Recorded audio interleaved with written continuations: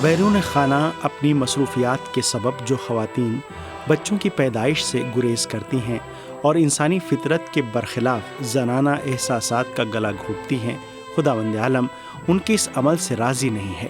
جو خواتین اولاد کی پیدائش، اولاد کی پرورش، بچے کو دودھ پلانے اور مہر و محبت کے ساتھ اسے اپنی آغوش میں پالنے اور بڑا کرنے پر دیگر امور کو جو ان کے بغیر بھی ممکن ہیں ترجیح دیتی ہیں، ایک بڑی غلطی کا شکار ہیں۔ انسان کے بچے کی تربیت کا بہترین طریقہ یہ ہے کہ مہر و محبت کے ساتھ ماں کی آغوش میں اس کی پرورش ہو۔